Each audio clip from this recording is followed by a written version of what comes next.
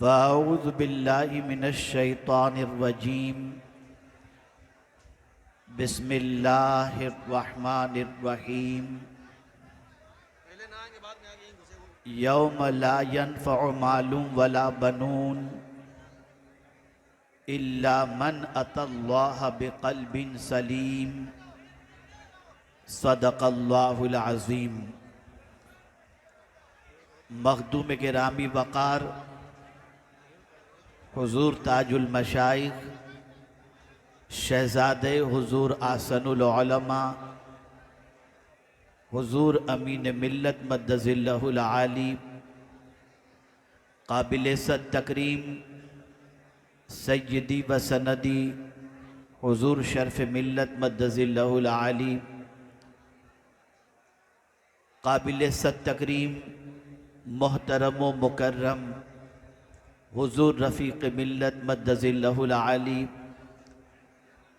नबीर आला हज़रत मन्नानी मियाँ साहब क़िबला मद्दज़िल्लहुल आली व दिगर सादात किराम उलमाए ज़वील एहतराम हाज़रीन व नाज़रीन उर्स क़ासमी अस्सलामु अलैकुम व रहमतुल्लाहि व बरकातुहू। मेरे प्यारे आका सल्लल्लाहु ताला अलैहि वसल्लम के प्यारे दीवानों, जिस आये करीमा की तिलावत का मैंने शर्फ हासिल किया, उससे मुताल्लिक़ कुछ मारूज़ात पेश करने से पेशतर आकाए करीम रऊफ़ व रहीम अलैहि तहिय्यत व तस्लीम की बारगाह बेकस पनाह में जिस तरीक़े से मैं पढ़ाऊँ, अक़ीदत व मोहब्बत में डूब कर उसी तरीक़े से दुरूद व सलाम का नजराना पेश करें। अस्सलातु वस्सलामु अलैका या रसूल अल्लाह, अस्सलातु वस्सलामु अलैका या हबीब अल्लाह, अस्सलातु वस्सलामु अलैका या नबी अल्लाह, अस्सलातु वस्सलामु अलैका या नूर अल्लाह व अला आलिका व अस्हाबिका या हबीब अल्लाह सल्लल्लाहु ताला अलैका वसल्लम। मैं आज अपनी किस्मत पर जितना नाज करूं उतना कम है कि उस उर्स के अंदर मुझे लबकुशाई का हुक्म दिया गया, जिस उर्स कासमी में आदमी गुफ्तगू करने के बाद अपनी किस्मत पर जितना नाज करे उतना कम है, इसलिए कि गुफ्तगू सुनने वाली सिर्फ अवाम नहीं, सुनने वाले सिर्फ अवाम नहीं बल्कि गुफ्तगू सुनने वाले साहिब उर्स और साथ ही साथ गुंबद बरक़ात के साए तले जितने भी कुतुब और औलिया मौजूद हैं, वो सब भी इस गुफ्तगू को समाअत फरमा रहे हैं। ये हमारा यकीन भी है और हमारा विजदान इस बात के सिलसिले में तस्लीम भी कर रहा है। एक बात ख़ास तौर पर याद रखें, हमारी और आपकी सबकी कोशिशें सुबह शाम जिस चीज़ की तरफ हैं, वो कोशिशें माल जमा करने की तरफ और वो कोशिशें अपनी औलाद के मुस्तकबिल को ताबनाक बनाने की तरफ। हम सुबह उठते हैं तो एक ही फ़िक्र दिलो दिमाग के अंदर होती है कि माल कैसे जमा करें, सरमाया कैसे इकट्ठा करें। बल्कि कुछ लोग तो ऐसे हैं कि ख्वाब में भी माल देखते हैं और कभी कभी तकिया उठाकर सुबह को देखते हैं कि कोई 1 करोड़ रुपया रख कर तो नहीं गया। माल की मोहब्बत इतनी दिलो दिमाग पर छा चुकी है कि सुबह शाम माल, इसलिए कि इंसान ये महसूस करता है और जानता है कि माल होगा तो बंगलो ख़रीदेगा, माल होगा तो आसाइश की ज़िंदगी गुजारेगा, माल होगा तो दुनियावी सारी तमन्नाएं पूरी करेगा, माल होगा तो अपनी मनमानी ज़िंदगी गुजार सकेगा। माल होगा तो जो कुछ चाहेगा वो कर सकेगा, इसलिए इंसान माल की तरफ तवज्जो देता है। और कभी कभी माल की मोहब्बत इतनी गालिब हो जाती है कि इंसान न हलाल देखता है न हराम देखता है, बल्कि उसको इकट्ठा करने के सिलसिले में कभी हक तलफियाँ भी होती हैं और कभी ऐसा भी होता है कि नाजायज़ तरीक़े से माल इतना इकट्ठा कर लिया जाता है कि जिसकी बुनियाद पर इंसान के गुमान में ये चीज़ होती है कि मेरा मुस्तकबिल बड़ा सेफ हो चुका, अब कई सदियों तक कई सालों तक मेरी नस्लें खाते हुए पीते हुए अपनी ज़िंदगी गुजारें। इसी के साथ आप देखें कि माल जमा क्यों करना चाहता है, तो उसके पीछे एक गर्ज होती है बेटे, एक गर्ज होती है औलाद, कि माल होगा तो औलाद का मुस्तकबिल ताबनाक होगा, माल होगा तो बच्चे का फ्यूचर ब्राइट होगा। और अपने बच्चे के सिलसिले में इंसान काफ़ी तवक्कुआत अपनी वाबस्ता किए हुए रहता है और अपने बच्चे के सिलसिले में भी इंसान इस उम्मीद पर माल इकट्ठा करता है कि यही बच्चा मुस्तकबिल के अंदर कारोबार को आगे बढ़ाएगा और उसके बाद जब कभी बुढ़ापे की दहलीज पर हम कदम रखेंगे तो बच्चे का सरमाया हमारी ज़िंदगी के लिए सबसे बड़ा सरमाया होगा और राहत का सामान होगा। लेकिन आप देखें कुरान क्या कह रहा है। अल्लाह की किताब वाज़ेह तौर पर यह कहती हुई नज़र आ रही है कि जिस माल को इकट्ठा करने में तुमने हलाल व हराम का ख्याल नहीं किया, जिस बच्चे के सिलसिले में तुमने हलाल व हराम की तमीज़ नहीं की, यही माल यही बेटे क़यामत में तुम्हें काम नहीं आएंगे। आप देखें तफसीर रूहुल बयान में अल्लामा इस्माइल हक़ी रहमतुल्लाह ताला अलैह ने एक वाक़या नक़ल फरमाया है। फरमाते हैं कि हज़रत काब रदी अल्लाहुल मौला तबारक व तआला अन्हु ने इरशाद फरमाया, क़यामत के दिन एक माँ जिसके मीज़ान पर आमाल नामे को तोला जाएगा और जब नेकी और गुनाह दोनों इक्वल होंगे तो उस खातून से कहा जाएगा एक नेकी लेकर के आओ, तुम्हारी बख्शिश हो जाएगी। माँ मैदान मैशर के अंदर अपने बेटे की तलाश में निकलेगी और सोचेगी, जो बेटा मेरे सर में दर्द बर्दाश्त नहीं करता था, मेरी किसी तकलीफ़ को गवारा नहीं करता था, आज एक नेकी मेरा बेटा मुझे ज़रूर दे देगा। बेसियार तलाश के बाद मैदान के अंदर उसे उसका बेटा मिल जाता है और माँ अपने बेटे से कहती है, मेरे लख्ते जिगर, तेरी माँ की नेकी, एक नेकी की ज़रूरत है तेरी माँ को, अगर तू एक नेकी दे देगा तो तेरी माँ की बख्शिश हो जाएगी। बेटे का हिसाब नहीं हुआ था। बेटा अर्ज़ करेगा, माँ आज के दिन में तेरी कोई मदद नहीं कर सकता। माँ परेशान होगी और उसी परेशानी के आलम में अपने बेटे से कहेगी, अपना एहसान याद दिलाते हुए, मेरे लख्ते जिगर, मैंने 9 महीने तक तुझे उठा के अपने शिकम में रखा था, एक नेकी दे दे। बेटा कहेगा, माँ आज के दिन में तेरी कोई मदद नहीं कर सकता। माँ कहेगी, मैंने 2 साल तक तुझे दूध पिलाया, मुझे एक नेकी दे दे। बेटा कहेगा, माँ आज के दिन में तेरी कोई मदद नहीं कर सकता। माँ कहेगी, मैंने तेरी नजासतों को साफ़ किया था, बेटा एक नेकी दे दे, तेरी माँ जन्नत में चली जाएगी। बेटा कहेगा, माँ आज के दिन में तेरी कोई मदद नहीं कर सकता। यहाँ तक कि माँ बहुत आजिज़ी और इनकिसारी करेगी, बावजूद इसके बेटा अपनी माँ को एक नेकी नहीं देगा। हज़रत काब फरमाते हैं, जो लोग अपने माँ बाप, जो लोग अपनी औलाद के लिए हलाल व हराम की तमीज़ नहीं करते और अपनी औलाद के फ्यूचर को बनाने के सिलसिले में किसी भी हद तक जाने को तैयार हो जाते हैं, उन्हें इस वाक़े से सबक सीखना चाहिए कि बेटा हो या बेटी हो, कोई औलाद क़यामत के दिन अपने माँ बाप के काम नहीं आए।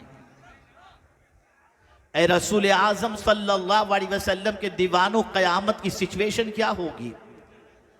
तो अल्लाह अज़्ज़ व जल्ल अपनी किताब में इरशाद फरमाता है, लिकुल्लि इम्रिइन मिनहुम यौमइज़िन शानु युगनी। क़यामत के दिन हर एक दूसरे से बेनियाज हो जाएगा, किसी को किसी की फिक्र नहीं होगी। बाप अपने बेटे से भाग रहा होगा, माँ अपनी बच्ची से भाग रही होगी, बाप अपने बच्चों से भाग रहा होगा, दोस्त दोस्त से भाग रहा होगा। हर एक की सिचुएशन नफसी नफसी की होगी। आज मादियत के इस दौर के अंदर अगर हम देखें तो हमारी पूरी तवज्जो इसी दुनिया की तरफ लगी हुई है। और सबसे बड़ा आज के दौर का फितना यह है कि फितने मादियत ने हमें इस तरीके से अपने पंजे में जकड़ लिया है कि हम सुबह उठते हैं तो आसाइश की फिक्र के अंदर और दुनिया की फिक्र के अंदर, और रात को सोते हैं तो दुनिया की फिक्र के अंदर। हमें यह ख्याल भी नहीं है कि हमें इस दुनिया से जाना भी है और एक न एक दिन बारगाहे समदीयत में हमारी जिंदगी के एक एक पल का हिसाब देना है, एक एक पल का जवाब देना है। ए रसूल आज़म सल्लल्लाहु अलैहि वसल्लम के दीवानों, हमने कभी औलिया की फिक्र को नहीं समझा, हमने कभी सहाबा की फिक्र को नहीं समझा, हमने कभी ताबईन की फिक्र को नहीं समझा, हमने कभी रसूल आज़म की फिक्र को नहीं समझा। हमारा हाल तो ये है कि हम हर रकात के अंदर ये दुआ करते हैं, इहदिनस सिरातल मुस्तकीम सिरातल लज़ीना अनअमत अलैहिम। हमको सीधे रास्ते पर चला, उनके रास्ते पर चला जिन पर तेरा इनाम नाजिल हुआ। गैरिल मग़दूबि अलैहिम वलद्दालीन, उनके रास्ते पर न चला जो गुमराह हुए, जो मग़दूब हैं उनके रास्ते पर न चला। लेकिन हमारा हाल ये है कि हमें ये भी नहीं मालूम कि इनाम याफ्ता बंदों का रास्ता क्या है, इनाम याफ्ता बंदों की जिंदगी कैसी थी। हमारा हाल सिर्फ इतना रह गया कि उनके नाम पे खाओ पियो और मौज करो, उनके रास्ते पर चलने का कोई तसव्वुर नहीं। याद रखें, इमाम इश्क व मोहब्बत के एक शेर की रोशनी के अंदर उर्स मनाने का मकसद वाज़ेह तौर पर समझ में आता है। और वो इमाम इश्क व मोहब्बत का शेर कौन सा है? तेरे गुलामों का नक्शे कदम है राह खुदा, वो क्या बहक सके जो ये सुराग लेके चले। याद रखें, जो औलिया के रास्ते पर चलता है उसके बहकने के इम्कानात कम हो जाते हैं। जो शोहदा के रास्ते पर चलता है उसके बहकने के इम्कानात कम हो जाते हैं। जो सिद्दीकीन के रास्ते पर चलता है उसके बहकने के इम्कानात कम हो जाते हैं। और जो अंबिया के रास्ते पर चलता है, ए रसूल आज़म के दीवानों, उसकी दुनिया भी ताबनाक और उसकी आखिरत भी ताबनाक हो जाया करती है। आज अगर सबसे बड़ी कमी है तो ये कमी है कि हम औलिया के रास्ते पर चलने को तैयार नहीं, उनके तरीक को अपनाने के लिए तैयार नहीं, उनके नक्शे कदम पर चलने के लिए तैयार नहीं। उर्स मनाने का मकसद सबसे बड़ा यह है कि साहिब उर्स के किरदार को समझो। जिस मकाम पर वो पहुंचे, उस मकाम तक पहुंचने के लिए उन्होंने कितनी इबादतें की, कितनी रियाजतें की, तकवा का दामन किस तरह से थामा, उनकी रातें किस तरह से बसर होती थी। अगर आप देखें तो कुरान ने उनकी रातों का तज़किरा भी बयान कर दिया। अल्लाहु अकबर, ततजाफा जुनूबुहुम अनिल मदाजिअ यदऊन रब्बहुम खौफन व तमआ। कहीं फरमाया वल्लज़ीना यबीतून लिरब्बिहिम सुज्जदन व क़ियामा। मैं पूछना चाहता हूं, ए रसूल आज़म के दीवानों, हम जिस बुजुर्ग के उर्स की तकरीब के अंदर हाजिर हैं, कभी उनकी रातों को हमने देखा और उनकी रातों को देखने के बाद उनके नक्शे कदम पर चलने का जज्बा पैदा हुआ? जरा अपनी रातों का एहतसाब करो, अपनी रातों का जायजा लो। हमारी रातें किन कामों के अंदर गुजरती है? जितने बुराइयों के दरवाजे हैं वो रात की तारीकी में खुलते नजर आते हैं, और इंसान रात के सन्नाटे के अंदर मोबाइल के जरिए अपनी आंखों से लेकर अपने पूरे वजूद को गंदा करता हुआ नजर आता है। इंसान समझता है आंख मेरी है, जो चाहूं देखूं। इंसान समझता है कान मेरा है, जो चाहूं सुनूं। इंसान समझता है दिल मेरा है, जिस तरह चाहूं मैं उसका इस्तेमाल करूं। लेकिन नहीं, कुरान कहता है इन्ना समअ वल बसर वल फुआद कुल्लु उलाइका काना अन्हु मसऊला। ए रसूल आज़म के दीवानों, आंख के बारे में भी पूछा जाएगा, कान के बारे में भी पूछा जाएगा, दिल के बारे में भी पूछा जाएगा। अब आइए मैं आपको बताऊं, जिस साहिब उर्स की महफिल के अंदर हम शरीक हैं, जरा देख, जिस उर्स की तकरीब में हम शरीक हैं, वो साहिब उर्स ने किस तरीके से आंखों को भी संवारा, दिल को भी संवारा और कान को भी संवारा। आप देखें, इसी बारगाह के तरबियत याफ्ता, इसी बारगाह के फैज याफ्ता, इसी बारगाह के बिके हुए सैयदी व सनदी और मुर्शिद गिरामी सरकार हुजूर मुफ्ती आज़म हिंद अलैहि रहमा की निगाहों को यहाँ कैसा संवारा गया कि आपकी निगाहें इस तरह संवर चुकी थी कि खुद ही कहते हैं, कुछ ऐसा कर दे मेरे किरदगार आंखों में हमेशा नक्श रहे, रुए यार आंखों में उन्हें न देखा तो किस काम की है ये आंखें कि देखने की है सारी बहार आंखों में। ए रसूल आजम के दीवानों, जरा आप सोचो तो सही, जिस बुजुर्ग के उर्स की तकरीब में हम हाजिर हैं, उन्होंने निगाहें संवारी हैं, उन्होंने दिल संवारे हैं, उन्होंने कान संवारा है, उन्होंने वजूद संवारा है। अगर एक तारीखी जुमला आपकी समातों के हवाले करूं तो शायद के आपके दिलो दिमाग के अंदर ये बात काफी दिनों तक याद रहेगी।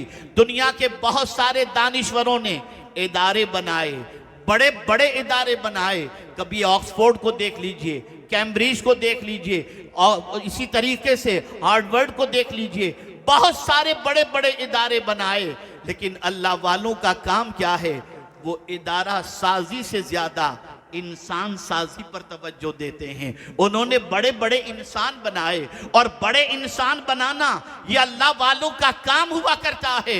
आप मदीने के ताजदार की हयात तैयबा को उठा करके देखें, सुफ़ा के चबूतरे पर बैठकर मुस्तफ़ा ने जैसे अफराद तैयार किए, न ऑक्सफोर्ड तैयार कर सकती है, न कैम्ब्रिज तैयार कर सकती है, न सिद्दीक़ अकबर का कोई बदल मिल सकता है, न फारूक आजम का कोई बदल मिल सकता है, न उस्मान गनी का कोई बदल मिल सकता है, न मौला अली का कोई बदल मिल सकता है। ये सारे इंसान किसने तैयार किए? मदीने के ताजदार ने तैयार किए। और इसी तरीके से मैं ये कहने में हक बजानिब हूं कि इसी बारगाह से अगर किसी ने बहुत अच्छा इंसान तैयार किया तो वो इमाम अहमद रजा की शख्सियत है, और वो हुजूर मुफ्ती आजम की शख्सियत है, और भी दिगर हैं। लेकिन इस जिस तरीके से ये चमके हैं, इनकी चमक बता रही है कि इस बारगाह से उनको किस तरीके से तराशा गया और किस तरीके से संवारा गया। ए रसूल आजम सल्लल्लाहु अलैहि वसल्लम के दीवानों, मुझसे पेशतर मुहिब गिरामी मौलाना सैयद अमीनुल कादरी साहब दिल के हवाले से बता रहे थे। उन्हीं की गुफ्तगू को आगे बढ़ाते हुए मैं आपको थोड़ा सा समझाते हुए चलूं, ताकि आज एक अजीम सबक लेकर आप यहाँ से उठ सकें, एक मिजाज लेकर के उठ सकें। हमारे जिस्म में दिल है, और दिल जिस्म का सरदार है।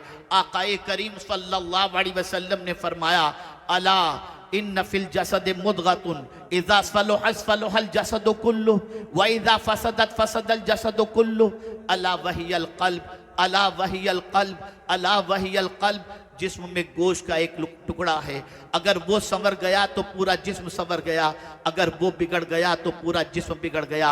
आगाह हो जाओ, वो दिल है, वो दिल है, वो दिल है। अब मुकम्मल तवज्जो चाहूँगा, शायद के सबक अच्छी तरह से सीख करके आप उठें। दिल की 3 किस्में हैं, कुरान ने 3 किस्में दिल की बयान फरमाई, क़ल्ब आसिम, क़ल्ब मुनीब और क़ल्ब सलीम। आज अपना दिल कैसा है उसके बारे में थोड़ा सा हमें एहतसाब करके उठना है, और जब हमें यह महसूस हो जाए कि हमारा दिल परागंदा है, तो खुदा की कसम आज बहुत सुनहरा मौका है। जिस बारगाह में हम और आप हाजिर हैं, यहाँ दिल ही संवारा जाता है, यहाँ दिल की दुनिया ही बदली जाती है, यहाँ दिलों में इनकलाब ही पैदा किया जाता है। इसलिए कि ये उस रसूल की आल में से हैं जिस रसूल की शान मेरे इमाम कहते हैं, अल्लाह अकबर, तू जो चाहे तो अभी मैल मेरे दिल के धुलें कि खुदा दिल नहीं करता कभी मैला तेरा। उसी रसूल की ये आल हैं, ये दिल संवारने के लिए हैं, दिलों की जिंदगी में इनकलाब पैदा करने के लिए हैं, दिलों की दुनिया के अंदर तब्दीली पैदा करने के लिए है। आप सुनिए और गौर से सुनिए। दिल की 3 किस्में हैं, क़ल्ब आसिम, क़ल्ब मुनीब और क़ल्ब सलीम।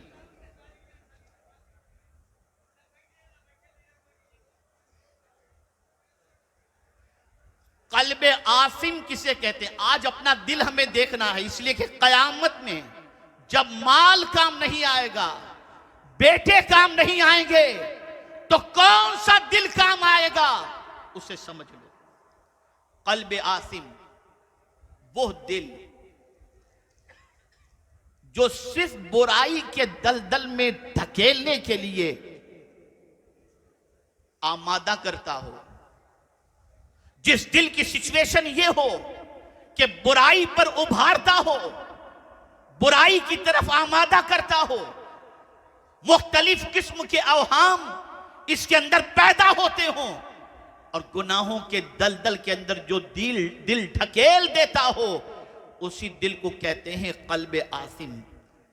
कुरान कहता है वला तक्तुमु शहादा वमन यक्तुमहा फइन्नहु आसिमुन कल्बु। ये दिल जो गुनाह की तरफ ढकेलता है, जिसके अंदर गुनाह के जज्बात पैदा होते हैं, जिसके अंदर गुनाह की मोहब्बत जन्म लेती है और आखिर में ये दिल ले जाकर गुनाहों के अंदर ढकेल देता है और आदमी गुनाहों के दलदल में डूब जाया करता है। मेरे प्यारे आका सल्लल्लाहु अलैहि वसल्लम वो कल्ब आसिम है, कल्ब आसिम। दूसरा दिल कल्ब मुनीब।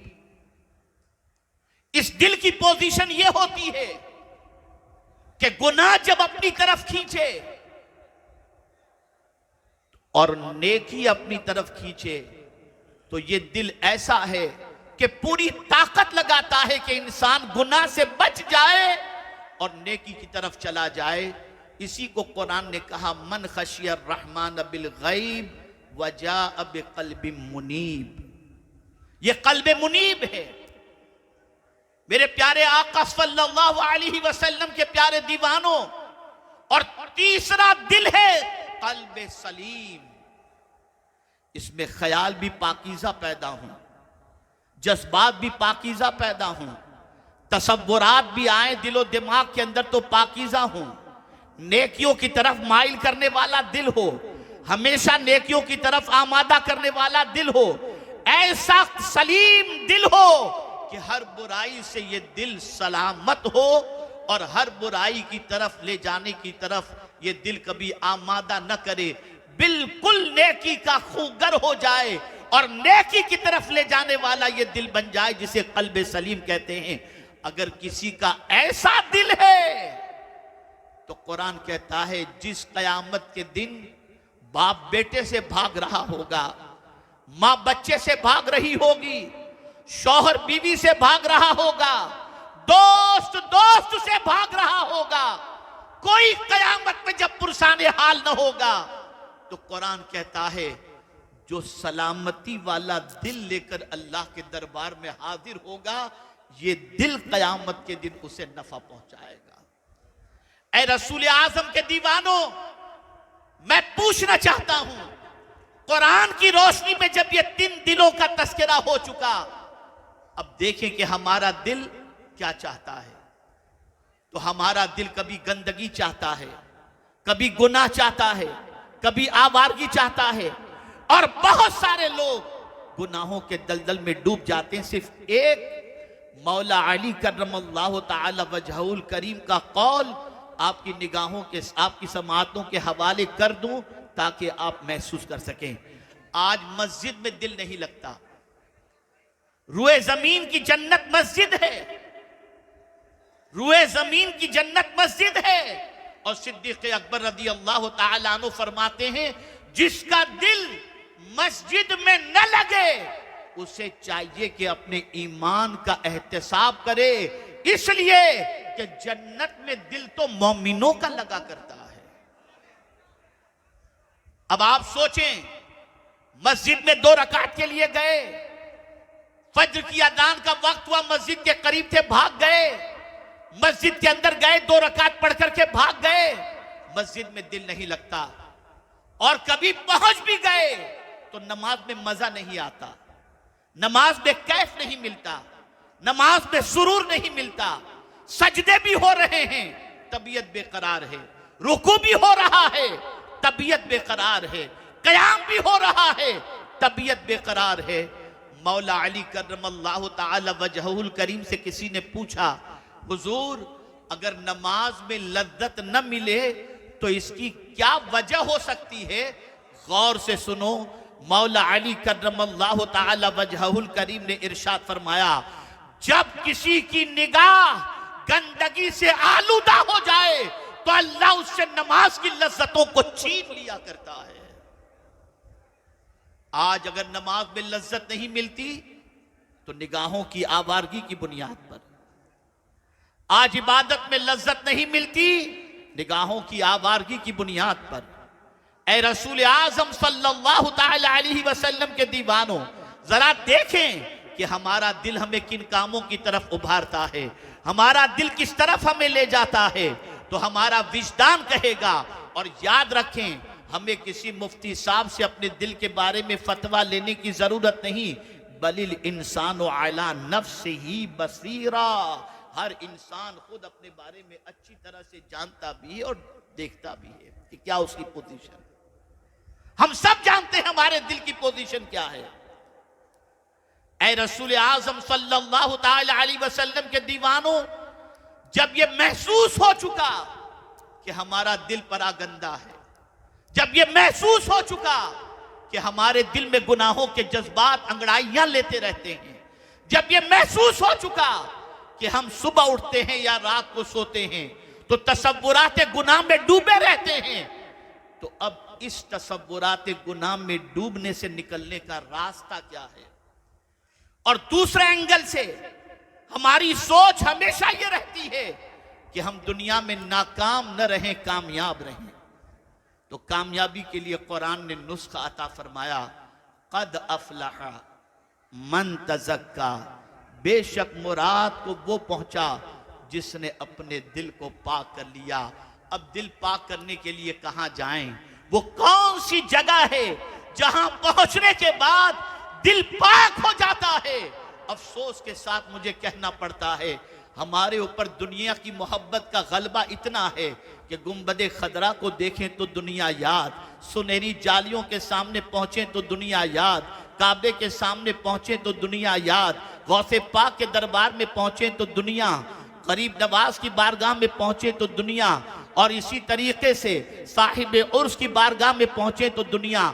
आप जरा सोचें, जितने भी यहां पर हम और आप हाजिर आए हैं, हमारे दिलों के अंदर शायद ये ख्याल जरूर होगा कि हमारी ये परेशानी दूर हो जाए, वो मुसीबत दूर हो जाए, उर्स में चलो हजरत की निगाहे करम पड़ जाएगी, हमारी जिंदगी संवर जाएगी। लेकिन आज मैं आपको दर्स देता हूं और सबक देता हूं, याद रखो, यहां दुनिया के मसाइब के हल की बजाय बल्कि थोड़ा सा ये समझ लें कि किसी हद तक दुनिया की परेशानियों के हल को भी ले लें, लेकिन सबसे ज्यादा आज इस बारगाह में आने के बाद जो भीख मांगनी है वो ये भीख मांगनी है, ऐ अबुल बरकात, ऐ साहिब अबुल बरकात, हमारी कल्ब पर ऐसी नजर फरमा दीजिए कि हमारे दिल की गंदगी दूर हो जाए, दिल पाक हो जाए, ताकि दुनिया में भी हम कामयाब हो जाएं और आखिरत में भी हम कामयाब हो जाएं।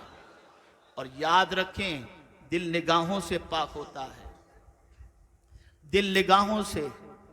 इसीलिए कुरान ने हुजूर के बारे में भी यही कहा कि हुजूर से अर्ज करना हो तो क्या अर्ज करें, ला तकुलू राइना वकुलू जुरना। हुजूर से यह अर्ज करो कि हुजूर नजरे करम फरमाएं। इसीलिए डॉक्टर इकबाल ने कहा था, यह फैजाने नजर था या मकतब की करामत थी, सिखाई किसने इस्माइल को आदाब फर्जंदी। फैजाने नजर, नजर से दुनिया बदल जाती है, जिंदगी बदल जाती है। मेरे प्यारे आका सल्लल्लाहु ताला अलैहि वसल्लम के प्यारे दीवानों, इसीलिए कहने वाले ने कहा, दीन पैदा होता है बुजुर्गों की नजर से पैदा। बड़ी ताकत है इस नजर की। और हम और आप जिस बुजुर्ग के उसकी तकरीब में हाजिर हैं, उनकी निगाहों ने न जाने कितने दिलों को पाक कर दिया, उनकी निगाहों ने न जाने कितने दिल को संवार दिया, उनकी निगाहे करम ने न जाने कितनों को कहां से कहां तक पहुंचा दिया। आज शिकायत करते हो कि एंजाइटी के शिकार हो गए, नींद की टैबलेट लेनी पड़ती है, बेकरारी पीछा नहीं छोड़ती। याद रखो, गुनाह हाथ से करते हैं धब्बा दिल पे लगता है, गुनाह आंख से करते हैं धब्बा दिल पे लगता है। गुनाहों की वजह से हमारा दिल बेकरार हो गया। अगर नींद की गोलियों से छुटकारा चाहते हो, करवट जो बिस्तर पर लेटे रहते हो और करवटें बदलते रहते हो, नींद नहीं आती, अगर इससे छुटकारा चाहते हो तो आज इस बारगाह में आकर के एक ही सवाल करो, हुजूर गुनाह आलूद दिल लेकर के हम आपकी चौखट पर आए हैं, एक निगाह करम फरमा दीजिए ताकि दिल हमारा पाक और साफ हो जाए। ऐ रसूल आजम सल्लल्लाहु अलैहि वसल्लम के दीवानों, और दिल पाक हो गया तो दुनिया भी कामयाब और आखिरत भी कामयाब। आला हजरत अजीमुल बरकत का इधर दिल ही साफ किया गया। अपनी जगह मुसल्लम है कि इमाम इश्क व मोहब्बत साफ सुथरे होकर के आए थे, लेकिन अगर कोई कहे कि माररा की पहचान आला हजरत ने करवाई, अगर इसका मकसद ये हो कि माररा की अजमत लोग नहीं जानते थे, आला हजरत ने माररा की अजमत बयान फरमाई, तो ये तो ठीक है। लेकिन अगर कोई कहे कि आला हजरत की वजह से माररा की पहचान हुई, अगर हिम्मत है तो जाके इमाम इश्क व मोहब्बत के मजार पर कोई कह दे, कोई वहां जाकर कह दे। मेरा इमाम जब ये खुद कहता हो, कैसे आकाओं का बंदा हूं रजा, जो अपने आप को बंदा कह रहा हो इस बारगाह का, तुम उनका एहसान माररा पे लगा रहे हो। कितनी बड़ी तौहीन है, कितने बड़े ताज्जुब की बात है। खुदा की कसम, इमाम इश्क व मोहब्बत इतने बड़े आलिम, मुजद्दिद और इल्म व फन के माहिर, मुत्तकी, परहेजगार और आशिक रसूल। जरा ये सोचो, दुनिया के बारे में भी जानने वाले और आखिरत के बारे में भी जानने वाले, उन्होंने जब अपने लख्ते जिगर को इस बारगाह की गुलामी में दे दिया तो उनकी निगाहों में इस बारगाह की अजमत क्या हो। और फिर इस बारगाह से जो सरकार हुजूर मुफ्ती आज़म हिंद अलैहि रहमा को मिला, बचपन ही में कह दिया गया कि ये वो बच्चा है जिससे मखलूक खुदा को फायदा पहुंचेगा। तो खुदा की कसम, ऐसा फायदा पहुंचा, ऐसा फायदा पहुंचा कि आज भी उनके खुलफा से फायदा पहुंचता ही जा रहा है। ये सब कुछ फैज है इस बारगाह का। मैंने आज मुहिब गिरामी मौलाना सैयद अमीनुल कादरी साहब को यही मैंने कहा, जब उन्होंने यहाँ के बारे में ये कहा कि आला हजरत यहाँ नंगे पैर चला करते थे। अच्छा, यहाँ एक बात पे अर्ज कर दूं, किसी ने आला हजरत के इस अमल पर एतराज नहीं किया कि आला हजरत माररा शरीफ में नंगे पैर क्यों चलते थे। किसी ने एतराज नहीं किया, दुश्मनों ने भी नहीं, कि इतना अदब कि माररा शरीफ में नंगे पैर चलते थे। वजह बताओ, हम पर क्यों एतराज होता है, हमारे हर काम पर क्यों एतराज होता है, हमारे हर अमल पर क्यों एतराज होता है। ये पीर के पैर चूमते हैं, ये हाथ चूमते हैं, ये सर पे रखते हैं, ये करते हैं, वो करते हैं, लेकिन कोई माई का लाल मुझे बता दे कि आला हजरत के इस अमल पर किसी ने एतराज किया हो। क्यों एतराज नहीं किया, इसे भी सुन लो। आला हजरत ने फर्ज को फर्ज के वक्त पर अदा किया, वाजिब को वाजिब के वक्त पर अदा किया, सुन्नत को सुन्नत के वक्त पर अदा किया, नफिल को नफिल के वक्त पर अदा किया। हम पर एतराज सिर्फ इसलिए हो रहा है, हम पैर तो चूमते हैं, जमात से नमाज नहीं पढ़ते। अगर हम ये करने लग जाएं, हम पर भी कोई एतराज नहीं करेगा। अदब तो हमारा दीन है, अद्दीन कुल्लुहु अदब। दीन तो मुकम्मल अदब की तालीम देता है। कुरान का अदब, रसूल आजम का अदब, अल्लाह का अदब, जगह का अदब, हर जगह का अदब ये किताब हमें सिखा रही और हमारा दीन सिखा रहा है।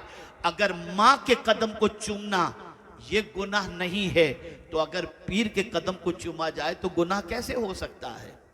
लेकिन आला हजरत पर एतराज इसीलिए नहीं हुआ, और हम पर एतराज इसलिए होता है जमात चल रही होती है और मस्त होते हैं। बदलो अपनी रविश को, बदलो अपनी सोच को, बदलो अपने अफकार और नजरियात को। उस जैसे न बन जाओ जैसा एक देहाती था। इसलिए कि हम जिस बारगाह में आए हैं, शायद उसका तकद्दुस और उसकी अजमत को हम नहीं जानते। मैं आपको बताता हूं, एक साइल आया हुजूर की बारगाह में, बद्दू। सरकार ने फरमाया, मांग तुझे क्या चाहिए। तो मौला अली करम अल्लाह ताला वजहुल करीम फरमाते हैं, मैंने सोचा कि अभी ये जन्नत मांगेगा, लेकिन उस शख्स ने क्या मांगा? कहा हुजूर मुझे सवारी के लिए ऊंट दे दो। तो सरकार ने फरमाया इससे तो वो बुढ़िया अच्छी जिसने मूसा से मांगा था। और क्या मांगा था मूसा अलैहिस्सलाम से? एक कब्र की निशानदही उस औरत को करने की सलाहियत थी। वो औरत जानती थी कब्र कहां है। मूसा अलैहिस्सलाम ने पूछा कि औरत बता वो कब्र कहां है। उसने कहा मूसा मेरा सवाल पूरा करो तो मैं कब्र के बारे में बताऊंगी।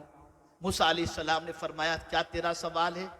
उसने कहा सवाल ये कि जन्नत में आपका साथ चाहिए। हुजूर फरमाते वो बुढ़िया कितनी अच्छी जो मूसा से जन्नत भी नहीं जन्नत का साथ मांग रही है, और ये बद्दू हुजूर से ऊंट मांग रहा है। हमारा हाल उस बद्दू जैसा हो गया कि हम अल्लाह वालों की बारगाह में जाकर, औलियाए किराम की बारगाह में जाकर, रसूल रहमत की बारगाह में जाकर दुनिया ही मांगते, ऊंट गाड़ी बंगला यही मांगते हैं। मांगो उन्हीं से मांगो, उन्हीं को मांगो। इसीलिए तो सरकार हुजूर मुफ्ती आज़मीन अलैहि रहमा कहते हैं मुझे अपनी रहमत से तू अपना कर ले, सिवा तेरे सबसे किनारा करूं मैं। ऐ रसूल आज़म सल्लल्लाहु अलैहि वसल्लम के दीवानों, अगर आज इस बारगाह से हम इस तरीके की खैरात मांग लें कि हमारा दिल संवर जाए, हमारा ताल्लुक बिर रसूल मजबूत हो जाए, और क्यों न हो मारहरा से मदीने तक एक रूहानी सुरंग है, यहां से कनेक्शन मदीने का फौरन जुड़ जाया करता है। ये तो यहां आकर बैठे ही इसलिए हैं कि जो मदीने वाले से ताल्लुक कायम करना चाहे ये इनकी बारगाह में आ जाए, ये पलक के झपकते ताबदार रिसालत माब सल्लल्लाहु अलैहि वसल्लम से ताल्लुक को मजबूत कर देते हैं। और जब हुजूर से ताल्लुक मजबूत हो गया तो फिर कोई घबराने की जरूरत नहीं। मैशर का मामला हो, कयामत की सख्ती का मामला हो या कुछ भी हो, मेरे इमाम कहते हैं सुनते हैं कि महशर में सिर्फ उनकी रसाई है, कर उनकी रसाई है, लो जब तो बनाई है। आज हमारी निगाहों के सामने अल्लाह के फजल करम से हुजूर ताजुल मशाइख जलवा फरमा हैं। मैं आपको क्या बताऊं, कभी कभी रात की तारीकी के हवाले से हुजूर शर्फ मिल्लत और हुजूर अमीन मिल्लत जब फरमाते हैं तो मुझे इतनी मसरत होती है कि ऐसा महसूस होता है कि मुझे एक रूहानी टॉनिक मिल गई। कई दिनों तक मैं इसके सुरूर को महसूस करता हूं। जब कोई लिखी हुई किताब हजरत की खिदमत में पेश की जाती है तो हजरत फरमाते हैं मौलाना रात को कभी आंख खुलती है और आपकी किताब सराहने होती है तो पढ़ करके आपको दुआएं देता हूं। खुदा की कसम इन दुआओं का असर वही इंसान महसूस कर सकता है जिसके दिल में इस आल की मोहब्बत मौजूद हो और इस अजीम खानका की अजमत मौजूद हो। और ये एक वाकया अर्ज करके मैं अपनी गुफ्तगू को खत्म करता हूं। जब मुंबई की सरजमीन पर हुजूर शर्फ मिल्लत मद्दजिल्लहुल आली इनकम टैक्स ऑफिसर की हैसियत से कयाम पजीर थे और पहला इज्तिमा था सुन्नी दावत इस्लामी का, मैं हजरत की खिदमत में हाजिर हुआ था और मैंने हजरत से अर्ज किया था कि हुजूर आप इज्तिमा में तशरीफ लाएं या फिर चल करके हुजूर इज्तिमा गाह में दुआ कर दें। तो हजरत ने फरमाया मैं आता हूं, दुआ कर दूंगा। तो इज्तिमा का काम चल रहा था, मैदान देखने के लिए तशरीफ लाए, दुआएं भी दी और सबसे पहला नजराना इज्तिमा के लिए सबसे पहला डोनेशन अगर किसी ने दिया तो हुजूर शर्फ मिल्लत ने अता फरमाया था। और आज भी इनकी दुआएं, इनकी शफकतें, इनकी इनायतें, इनकी मोहब्बतें हमारे शामिल हाल हैं। ए रसूल आजम सल्लल्लाहु अलैहि वसल्लम के दीवानों, इनसे जुड़कर ये नीयत रखो कि ये मदीने वाले से जोड़ दें। ये नीयत रखो, ये नहीं कि ये दुनिया का प्रॉब्लम सॉल्व हो जाए। दुनिया के प्रॉब्लम तो सॉल्व हो ही जाएंगे, मदीने वाले मिल गए तो फिर किस चीज की कमी रहेगी। अल्लाह ताला आकाए करीम रऊफ रहीम अलैहि तहिय्यतु व तस्लीम के सदक़ो तुफ़ैल कहने में कोई गलती हुई हो तो अल्लाह ताला मुझे माफ़ फरमाए। मैं पहली मर्तबा इस मिंबर से कुछ मारूज़ात पेश किया और मैं अपनी किस्मत पर नाज कर रहा हूँ कि इतने अजीम मिंबर पर मुझे लब कुशाई का मौका नसीब हुआ। अल्लाह ताला इन असलाफ इन बुजुर्गान दीन के साए को हमारे सर पर सलामत रखे और इनकी दुआओं के साए में हमें अपनी ज़िंदगी के सफ़र को जारी रखने की तौफीक अता फरमाए। वमा अलैना इल्लल बलागुल मुबीन। अस्सलामु अलैकुम व रहमतुल्लाहि व बरकातहू।